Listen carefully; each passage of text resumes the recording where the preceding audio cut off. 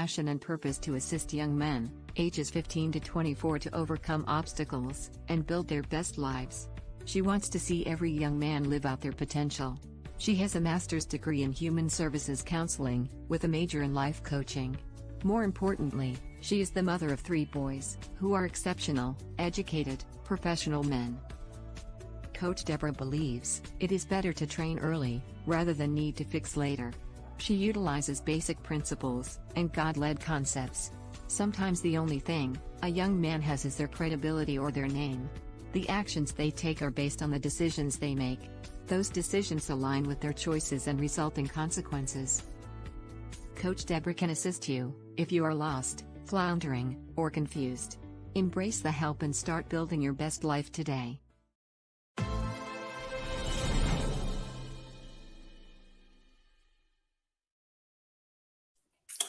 Hello, everyone. Happy Valentine's Day to all you lovers out there. And even if you're not a lover, love on yourself. So tell yourself Happy Valentine's Day, because we know that God sent his only son down to earth to die for our sins. So he loves us if no one else does. So happy Valentine's Day. How are you, Sheila? I'm doing fine. How are you, Miss Deborah? I'm doing great, great, great. And so happy to have you back on. It's always a joy. Since we're in different parts of the states, this is the only time I get that chance to see you and fellowship. Right. Well, it's all about reach. We have to reach out and assist our young men, because sometimes they don't know what those things that they should know in life. So if they don't know, they can't embrace those things. So instead of us just looking at them, talking about them, we need to reach out and assist. So I'm hoping in 2023, we all get in that mindset of reaching out and assisting them.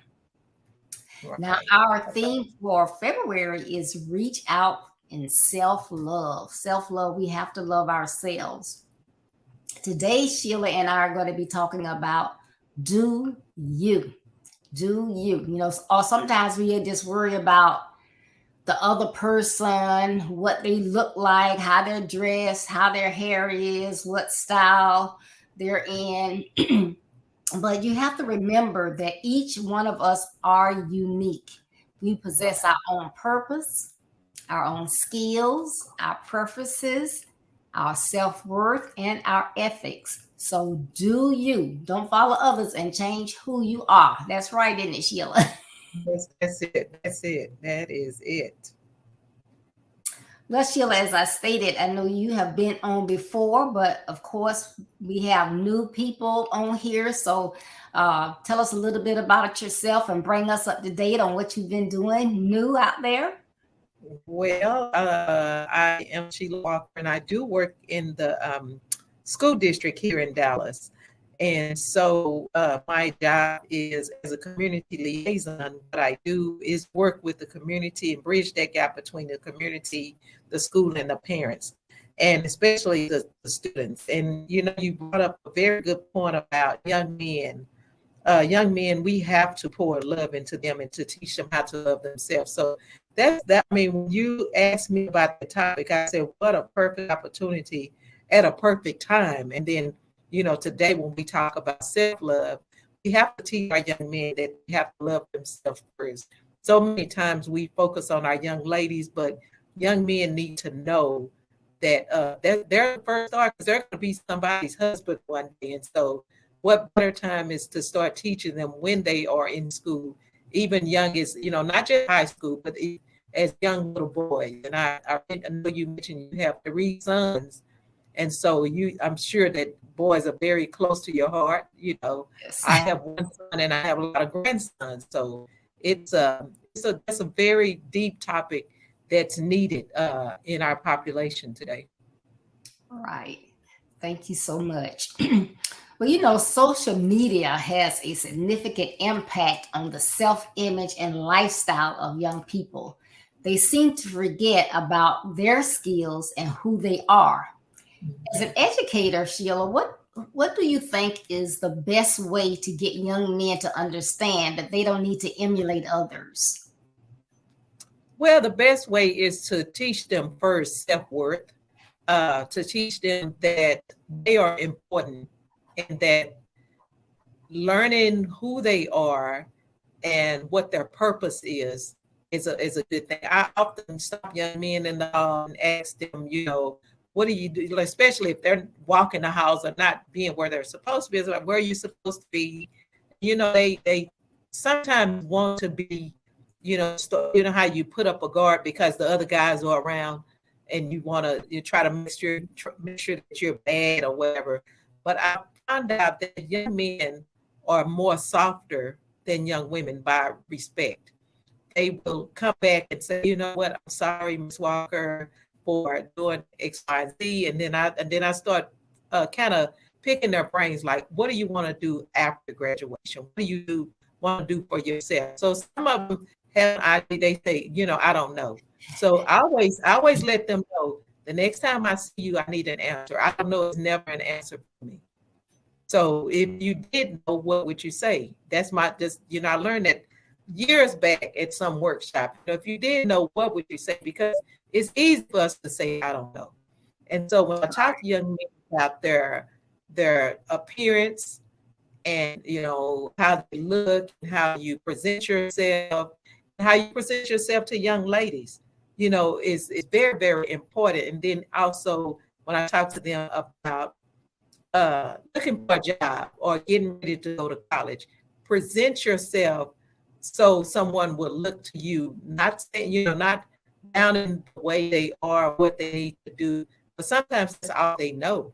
If they're emulating what they see at home, then that's all they know. But it's us as educators that have to make sure that we're pouring into them and letting them know that love yourself first. Because if you don't, we always talk about, especially women, let's say, if I don't love me, who will? So I teach this to the young men as well. And oftentimes I remember the other day, some of the guys were getting ready to sign to go to college, right? So a couple of the guys, he had a room full of their family members. One young man, he had nobody. He walked in and he sat at the table, and he didn't have, everybody had balloons and all of that, he had nothing. And so when he sat down and I asked him and I said, who's with you? He said, well, my aunt had to work. So I didn't even probe, like, where are your parents? I'm assuming that aunt is his guardian. He said, well, my aunt had to work and she can't take off. And so we just really surrounded him with love to let him know that we are here for you. And the good thing is, a young lady that was getting a scholarship, they're happened to be going to the same college. So I was like, can you move your balloons behind him? And we're going to do a group picture here. So those kind of things, and you often wonder why is this young man in high school, a senior in high school, about to graduate, and there's nobody with him? So as coaches, as educators, we have to pour into our young people, because when they leave us, we don't know if, us pouring into them is going to help them in life. So you teach them how to ask if they need something. And I always remind the kids, we are here for you. If there's anything that we can do for you, we're here for you. And so that's how you teach them self-love, when you show them love, and how to present themselves and how to be in the world of, as African young men, how we have to make sure that we are okay. Because I know I know it's dear to your heart with your sons, on how society looks at them. Right. So we have to make sure that we are constantly letting our young men know, you have to love yourself. And one thing a person can't take from you is your own self-love. They can't take education away from you. They can't take your brain away from you. So the more you stand out and let yourself know that, hey, I love me. So if I love me, I'm going to take care of me. So those are some of the things that we just have to constantly do on a daily basis. Oh, that's so good. And, glad that, and that's what I'm talking about, reaching out. Y'all could have just stood back and said, I wonder why he's there by himself. But you didn't do that. You reached Mhm. out to him to find out, or know, is somebody coming? What's going on? And then y'all embraced him and showed him that love. You don't have to be by yourself. So, that's what we need to do. So that was just excellent. And that's why I say I love, love, love our educators, because, we have the parents, but parents do so much. But as educators, sometimes you have to be the parent, the one that steps in. So you're not only trying to teach them a good education, you're teaching them principles, you're showing them about kindness, many times about God. So y'all are just a blessing. So thank you so much. Oh, you're so welcome. I mean, I don't think I would have it any other way. As long as I've been working in education, I could be doing something else, but I feel like that there's more for me to do in education. I have time that I can go ahead and retire, but how long I keep saying now, I have a couple of more years and then but as I continue to look around at what's going on in education, I don't know if I can walk away in 2 more years.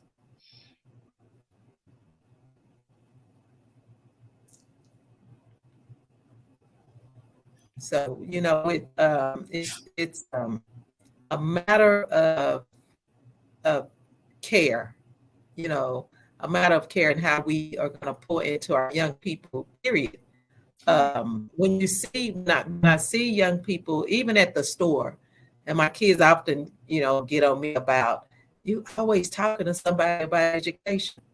That is who I am, especially when I see little kids like, what's your name?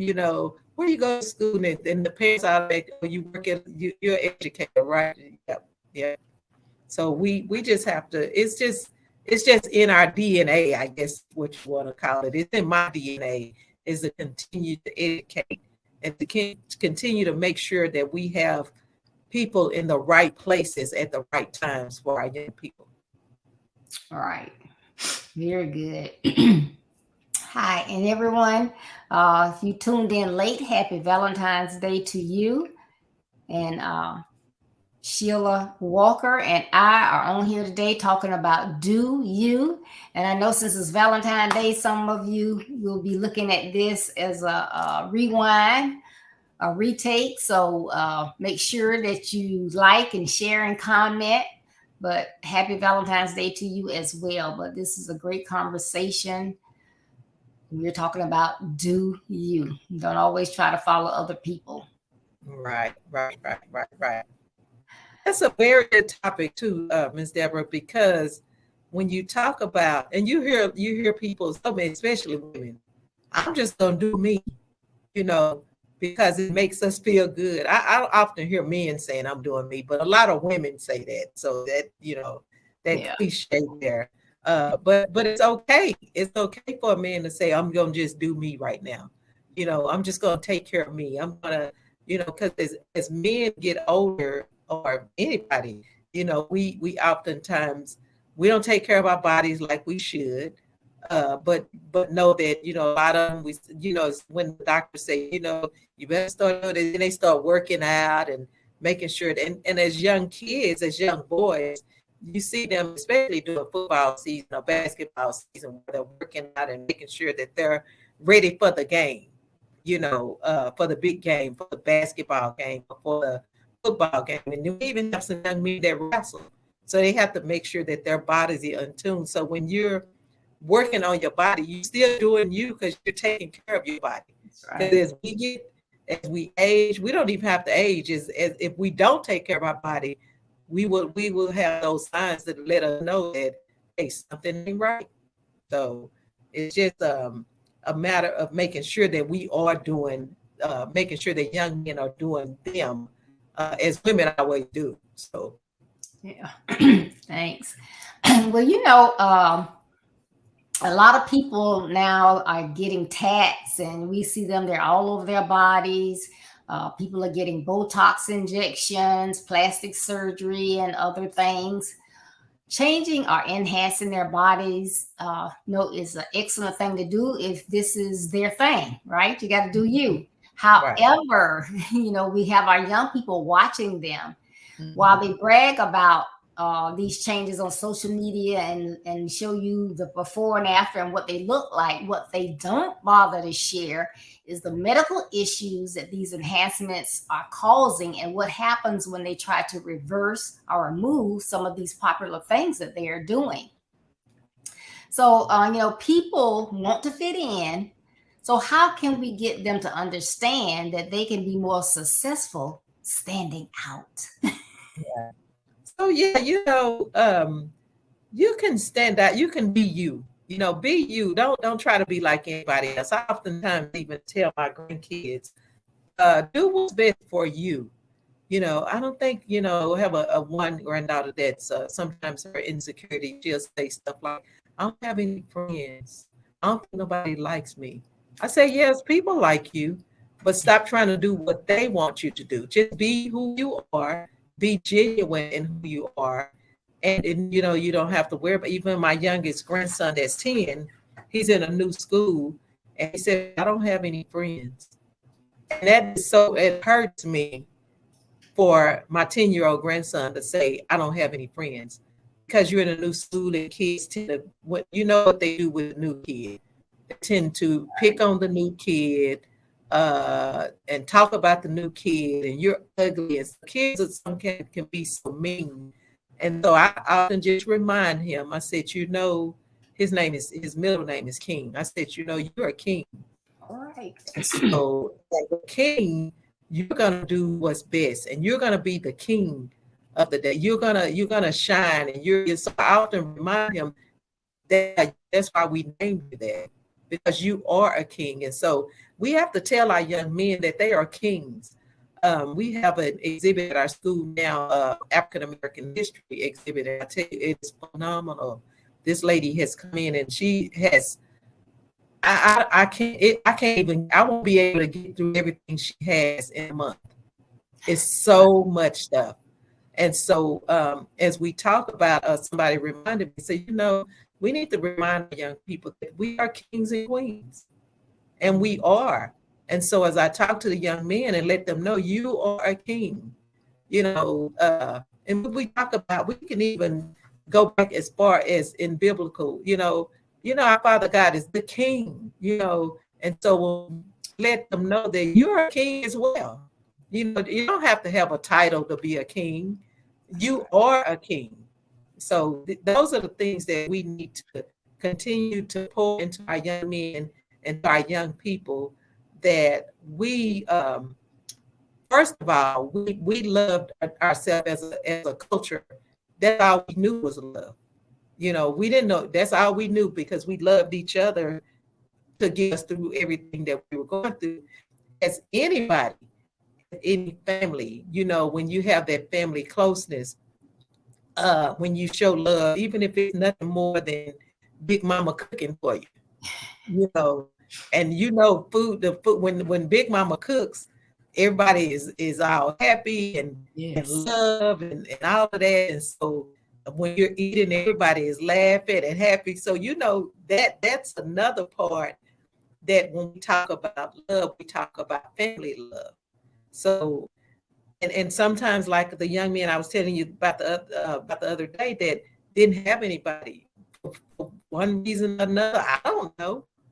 But we as educators have to exemplify that love with the kids, because when they leave high school and they get in the world, they're gonna look back and say, you know what, those people really did love me, because they might be all alone when they get in the world.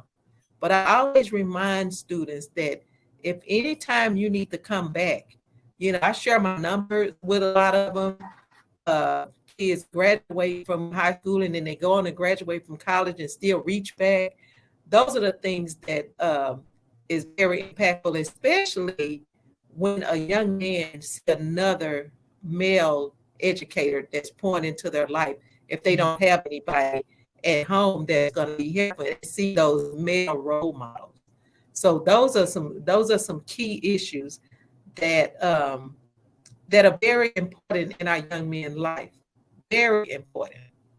Yeah, very important. And so, and then what are some of the advantages of being yourself? You know, The advantages of being yourself is when you are being yourself, people know you for who you are, you know, not for what somebody else is doing. They recognize you for who you are. Like, just I'm gonna use examples of these athletes, giving back to the community, even though they playing sports. I'm gonna be bragging on my quarterback here in Dallas, Dak Prescott. When I think about, I watched the NFL honor award thing the other night, and he was honored for Man of the Year, not because of how great he is on the football field, but how much he pours into the community, um, giving back. And he talked about his mother. His mother died of cancer, and I think one of his brothers died from suicide. The name of his foundation is something, but he talks about how he gives back based on what his mother taught him as a young man. mm, And he used to give back, let her name know what he did. So those kind of things and those examples, even though when our young men look at, oh, he's such a good quarterback, those kind of things, when you look at those, it's like, you know what, I can come back and do the same thing in my community. I can do the same thing. So I remind young people that when you leave the community, come back and give back. You know, so where I work in an area where it's low socioeconomic, and I work in the southern sector. So most southern sectors around the world are where poverty is. So when I talk to young men about going back and giving back, even though you go out to college or you go out to the military or you go out to a job or whatever, come back and give back and clean the area up, because you don't have to succumb to what you see. It's just how you present yourself and how you can be yourself. You don't have to be like anybody else. So those are some different things that I try to pull in to the young men and talk to them. Even with my grandsons, the youngest one is 10. He says, I want to be a construction worker, or I want to build houses. Okay, so this is what we're going to do. So we're going to give you the right tools so you can be able to do what you need to do. So he was it kind of blew his mind. It's like, so if I build a house, is somebody going to pay me? And I said, yes. But I said, the goal for you is to own places, own your own construction company, own your own real estate company, so you can hire people and you can pay them to work for you. So it's just a mindset of how we pour into our young people and how we allow them to be themselves. right. And you're talking about the NFL players. A lot of times we only hear about them when they get into trouble. Oh yeah. You never hear those good things. Right. And right. I always talk about God and God's timing. And I looked at Damar Hamlin. Now, yes. He was this young player, and God. People didn't talk about him very much. And so you look at, he had this serious heart attack, but he bounced right back. And that might have been God's way of getting people's attention. Hey, this young man has been doing things for the community since he was in high school. Right. And it helped his foundation. He was trying to raise 2,000. Now he's got, a couple millions. So it's, I just love God's timing. I mean, it's just always, it's just, we say right on time. Right. His timing is just perfect. And I love that.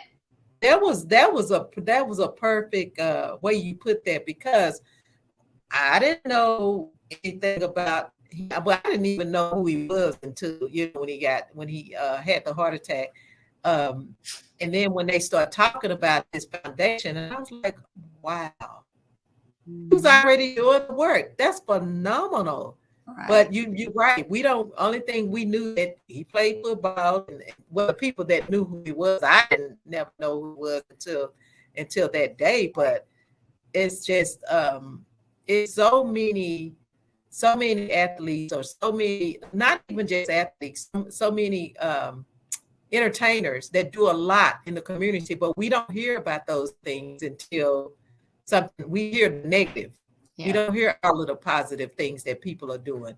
And I think as our young people are looking on, that may be that, you know what, you just pricked my mind. That may be something that I need to share with our young men, is to do research on if so and so, if anybody, if any entertainer is your, you know, your person that you really look up to. Like I always tell them that they're people just like we are. But start doing research on these people to see, you know, in fact, if they're doing something foundational or whatever, see if you can get involved. Yeah. You know, Yeah. because I always talk to our kids also about community service. Give back, you know, because a lot of kids, they'll wait until their senior year and say, Miss Walker, I need some community service, when you have 4 years to get all of your hours. Right. And so you have to remind them different. You can clean in the community, or going and asking your neighbor, you know, can I do something for you? Can I take your groceries in the house for you? Can I cut your yard? You know, it's different things like that. So it's a lot that can be done, and a lot that we can help our young men and young people, period, on how to give back to society. Those are some good things, qualities, when you talk about loving yourself and loving your community. Yes. Awesome. Awesome. Awesome. Okay, we know that young people and even some seasoned people falter in life because of their decisions. Excuse me. They feel like they're obligated to join gangs and other affiliated activities because someone strongly suggests that, hey, you know, you need to come over here with us. We're doing this, this, this. So then, you know, they just make that decision. You know, I don't really want to do it, but I'm going to go ahead and do it. And then they think, once they get in a gang or something, that there's no way out. Many believe that they don't fit in if they don't dress a certain way, have a certain hairstyle as others. However, in actuality, we know it is the inside that matters. It's the inside. Right. So, Sheila, what can people do to help change this mindset so that our young men know it's okay to say no? No, it's okay to say no. It's not a problem. Do you? Right. Well, you know what? And I think that the self-esteem part, when you talk about self-esteem and building them up, and as young boys, sometimes the absent father or the absent mother can hinder those things and make you feel like, you know, I want to just belong. Oftentimes we think that there's only single mothers. I have kind of working in schools, I've encountered so many single dads. And though dad is raising the, and so they when they, it's a piece that's missed. Help my dad, he's helping. There's some missing pieces here. So I think as we talk about fitting in and just saying no to things that you know that's not positive. So we talk about positiveness into your life, like making sure that what you're doing is positive. There's so much negative in the world. We can just pick up negative everywhere we go. But, and also that there's a lot of positive things. So we ask, you know, you talk to them about linking to something that's positive. And oftentimes I, you know, talk to them about making sure that when you leave, and this is my thing, every day I want to impact somebody in a positive manner. So when we talk to them about that, like you say, do you, and be positive, and make sure that you are doing what's best for you. So it's okay to say no to the gangs. It's okay to say no to drugs. It doesn't make you a lesser person because you don't want to get high with your friends. Because so many times our young people, I found sometimes young people, you ask them, why did you get in trouble? Why were you doing what the other kids were doing? Why were you smoking drugs? I don't know. I just wanted to fit in. So we have to remind them at an early age. You don't have to fit in to make wise choices when you're doing things. Make sure that you're doing so. Make sure that when you're out, make sure that whatever you're doing to be impactful, that you won't be ashamed of at the end of the day. You know, a lot of times young men, they hold their head down when they get in trouble because they know that that's not them. Well, I'm only doing it because my friends are doing it. But you get caught in a certain area where you have no business being. That's why it feels so uncomfortable for people when you're doing something that you have no business, because it's not of you. You know, that's not of God, especially our young people that are raised in church. You can tell the ones that are raised in church because they look so uncomfortable when they're doing something wrong. They even feel uncomfortable. They're more apologetic. So those are the things that we have to continue to, pour into our young people, make sure, and then whatever, and then we have to set example ourselves. What are we doing to set examples for these young people? What are we doing to make sure that they are seeing the positive light in education? We can't do what everybody, especially in education, because somebody's going to see you on the street doing something you have no business doing. Yes. Yep, that's right. And this generation, they may respectfully sit and listen when you talk to them, but they are more inclined to follow your actions and not your words. Exactly. So it's very essential that we watch what we're doing, and it's just one of those things where you have to start young, understanding. I know that's my friend. We've been down since third grade or since we were 3 years old. However, it doesn't stop when you get older. As adults, you have your adult friends trying to get you to do things that you don't want to do. Right. I think when I was maybe 22, that's kind of young, but still, I wasn't a child. I have a friend telling me, "Oh, try this, try this, try this." I didn't even know what it was. It was funny looking, but I'm your friend. I wouldn't do anything to hurt you. No. Oh, come on, I'm going to do. No. It was just no. And you'll find that when you get in your 30s, 40s, 50s, somebody's always going to try to get you to do something that is wrong. So that's why Sheila talked about earlier, and we talked about it last month, that self-worth. What do you believe inside of you that's right? That's what you need to have to guide you all the time. I know that's not right. Right. Yes, I like them. They're cool and all that, but no, I can't do that. So, And I'm looking at your statement here, and it says it takes 1 second to ruin a good reputation, while it takes blood, sweat, tears, and years to rebuild one. That is an absolute true statement. So just say, for instance, okay, so I'm going to use an example here in Dallas where one of the young men here, he got falsely accused of, I don't know if it was murder or robbery or whatever. And his name is Richard Miles. And I don't know if you've heard of Miles Freedom here in Dallas. Well, he was in jail. He was one of the first people here, I think, that was exonerated. And so now when he got out, because he was in jail for years, something that he didn't do. And like you said, it took 1 second of somebody saying that was him. And at the end of the day, when he got cleared, the lady didn't even recognize who he was.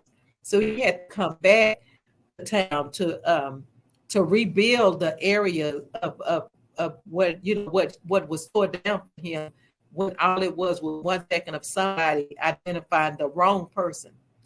So sad. And so now he's really just pouring back into the city.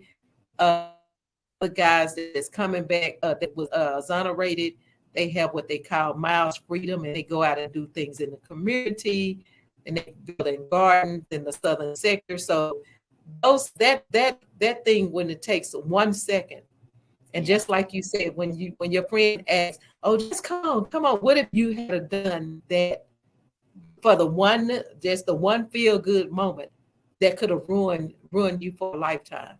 Yes. So many times we often watch people that's on drugs or been on drugs, and you watch them on the streets and you're like, oh my God, why are they, they're not even in their right minds. And all it probably took was one time of a bad drug to mess them up for the rest of their life.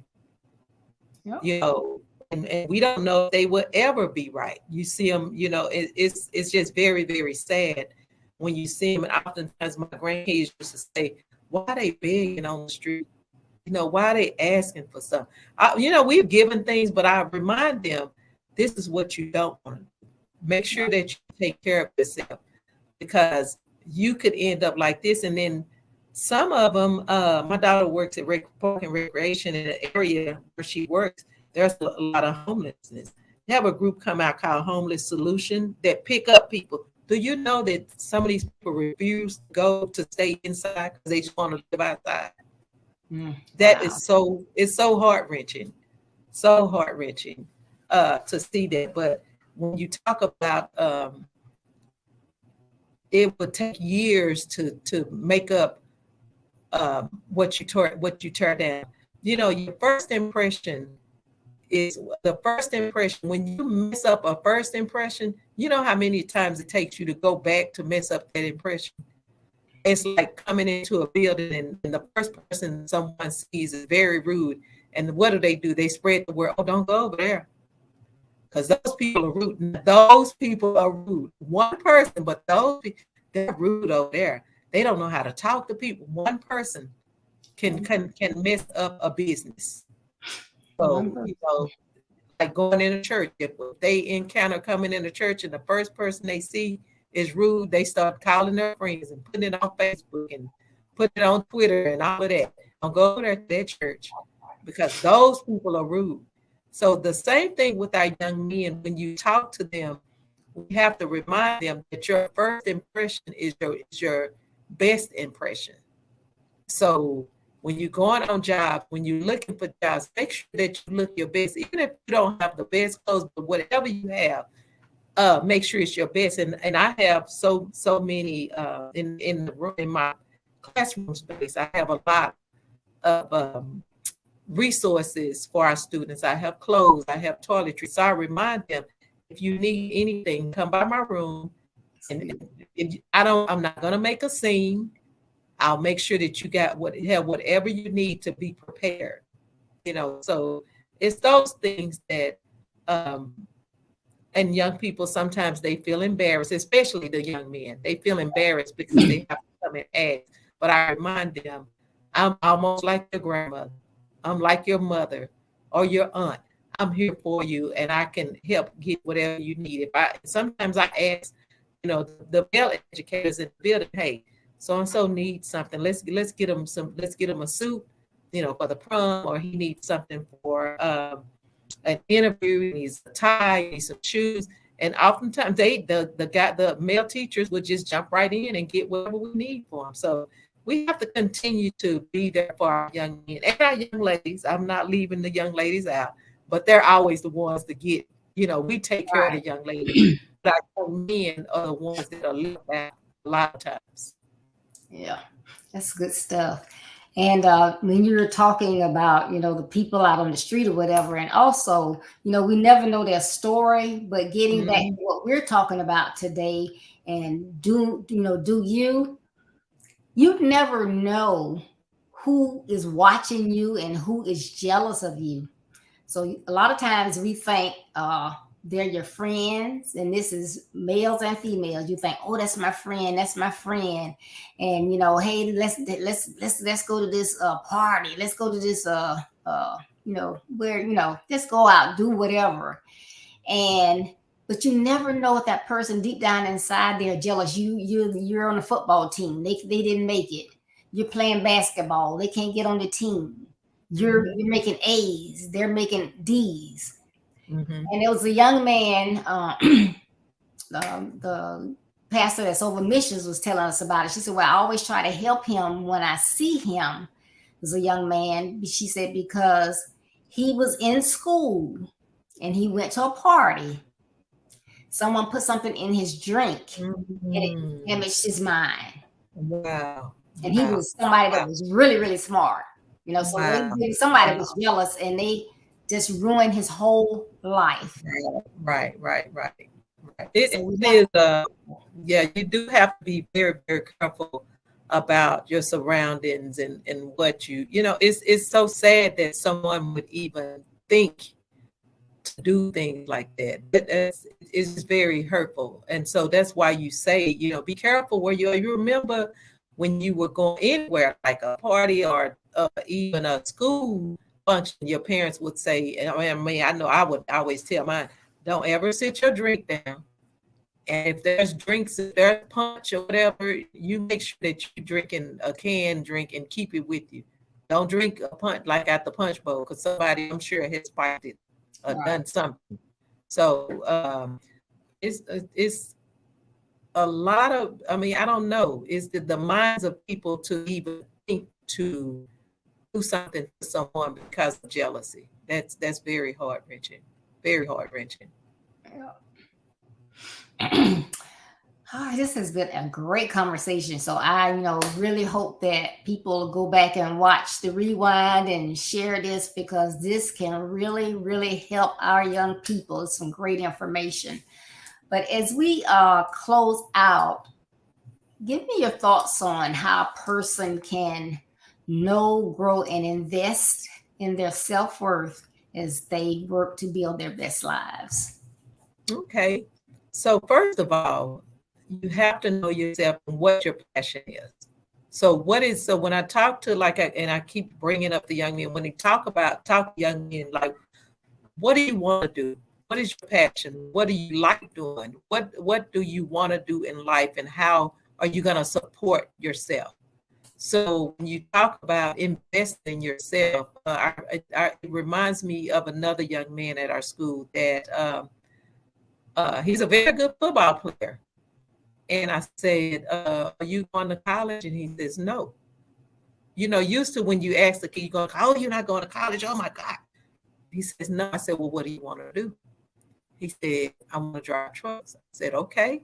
So have you identified how you can do that? He says, yes, my uncle has a truck business and he has me ride with him sometime, and he's going to get me in the right area. So I always say to him, hey, truck, he's graduated. I always say, hey, truck, how you doing, Walker? So those things, like you say, you're growing yourself, investing in yourself.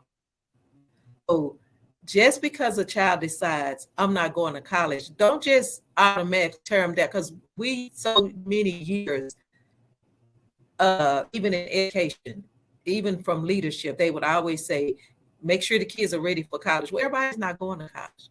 Some of them barely can get out of high school. So let's give them another avenue to do something different. Some of them want to go to the military. Some of them want to just get a job. We have, in Dallas, we knew programs which used to be a long time ago. Then they took them out of school districts. It's called Career Institutes in high school now, where a kid can graduate with a 2-year certification in construction and cyberspace. And so as we are graduating these kids and they're going straight to work, that's probably what they want to do. It's okay, to know where you're going, know which direction you're going. So oftentimes try to gear a child, young ladies too, what do you want to do? And so many young ladies will say, I'm going to do hair. Okay, yeah. So how are we going to do that? So how are you going to own your own salon? Not just do hair, but how you're going to own your salon. So just guiding them in those things, and then helping young people, find scholarships if they're going to college, because there's so much money that just go wasted because nobody applies for it.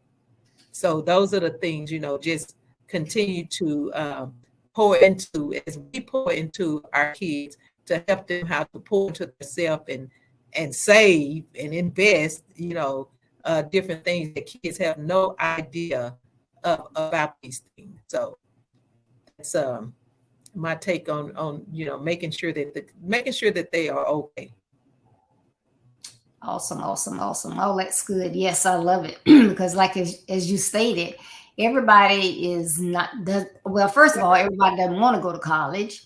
And then everyone is not equipped to go to college. If you struggled, through high school, what are you going to do when you go to college? Some people make their kids go, and then that's just money they throw away, and it is throwing away when you could have asked that child, what is it that you want to do? What's your passion? What do you think about when you wake up in the morning? They might say, I want to be a welder. I want to be an electrician. Well, take that money that you would have spent for college and put them in welding school, electrician school. They can get a certification and be just as prosperous as they were if they went to college, because they can start their own business. There's nothing wrong with that.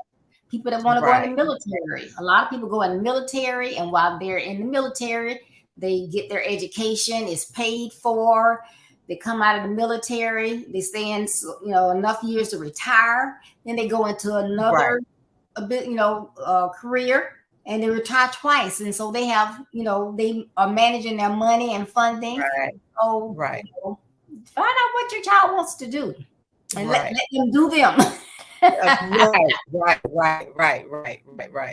Let's, what, as long as you don't have to continue to take care of them, maybe at some point they can help you. That's right. Yep. You never know, because my youngest son, rather, when he graduated, in the program that we have here, when you it's called early college program, where you can take advanced college courses while you're in high school, and when you graduate, you get your high school diploma and your AA degree. So he had that, and he wanted to go to the University of Florida because he wanted to be a doctor, physician. And so he went, but then as soon as he got to school, then he changed his mind, and he says no, he wanted to do more on the law side. So he didn't know whether he wanted to be a lawyer or whatever. But lo and behold, he graduates. Guess what? He followed behind his dad. He's in law enforcement. So the courses, some of the courses that he took, because he had law in his mind, are beneficial in the career that he took. But he's doing what he wants to do. Nobody's making him do anything. Now, see, if we had said, "Oh, you need to do what your dad did. Your dad is law enforcement," he probably wouldn't. No, I don't want to do that. He wouldn't even done that. He'd done something different. You let him make his own decision. Yeah. So this has been a great talk. We're not trying to get, young people to be disrespectful or anything, but at the end of the day, you know how you felt when you were at that age, and, you might have had a parent that was a doctor or a lawyer, and, I want you to take over the practice, and you're like, I don't want to do that. I don't want to do that. Right. Yeah. Like Coach always said, you want to be in a job where you're having fun, and you don't want to get up in the morning like, oh, I got to go in here again. Right. You want to have fun in life. Laugh and enjoy what you're doing, because it is nothing worse than going somewhere when you're unhappy. I'm just going because I'm getting a check. No, that's not what you want to do. That's what I often remind kids. You don't just want to just go get the chicken. So, another thing you hear kids say, I just want to make a lot of money. Okay, make a lot of money doing what? So you just have to kind of get their mind refocus. And because there's so many opportunities in the world now than it was when we were coming up. I mean, it's so many opportunities that our young people have today. Yeah. And love and money is not everything. Before I retired, I loved my job. I loved what I did. I was at one company for 41 years. I loved it. But those last couple of years, it was not so much the work, it was the people. And I was making good money. I was making six figures. I was getting some great bonuses. But at the end of the day, my mental health, bye. Y'all It ain't had it was better. It was your mental health is more than $1. right. I'm out of here. Y'all Right. can have it. You know, Right. I'm not with a bad taste in my mouth, you know, whatever, because it was a good company for me, good, great benefits and everything. But it was just, you know, when you sit down and you think about what you're going to do in life. My youngest child, he was out of college. I think I owed $3,000. He didn't have to worry about college debt. I was good. I was good. I know it. I know it. I know it. I know it. Yeah. Wow, So that was some good stuff. great conversation. So thank you so much, Sheila. Oh, thank you for having me again. Oh, anytime. If I don't call you quick enough, say, hey, it's been a while. Hey, What's up? I know it. I know it. I know it. I know it. You know, because sometimes I'm thinking, I sure want so and so back on. That's like, well, I just had them on a couple months ago. They think I'm just, you know, being a pest. I don't want to be a pest. Wow. I love it. Well, I truly enjoy this evening. I hope everybody has a good Valentine's, you know, enjoy themselves today and love yourself first, you know? Yes. Love it. Love you. Don't forget to visit my website, www.buildyourbestlife.org. Please look at my calendar of events. You can see all the great events that we have planned for this year. We already have the speakers out there. You can put it on your calendar. You can read my blog. I have a blog that comes out each Monday. Then look at the services that I offer, which is coaching, consultation, speaking, webinar speaking, virtual speaking. And you can get your autographed copy of my book, Build Your Best Life. And this book is for everybody. You will love it. It will help you to see that you can overcome obstacles. I don't care what those obstacles are, to build your best life. So it helps everyone. You order your book, you get it quickly. If you like Kindle version, you can go to Amazon.com. We thank you. We want you to join us on Thursday for Reach Out. It'll be with me, Coach Deborah, and I'm going to be talking about them versus me. Them versus me. And, you know, it's all about, you know, us putting other people in front all the time, but we matter as well. So thank you so much. And I look forward to seeing you on Thursday. Now, as you go along your way, you may encounter a young man who has lost his way. Don't shake your head. Don't steady your pace. Stop, reach out, give the young man a helping hand. And if we all step up and do that, we can do so much with our young people. Remember, building your best life is our business. That's not a slogan. It's our commitment. I love you. Be blessed. Stay safe. And I'm looking for you on Thursday. Take care, Sheila.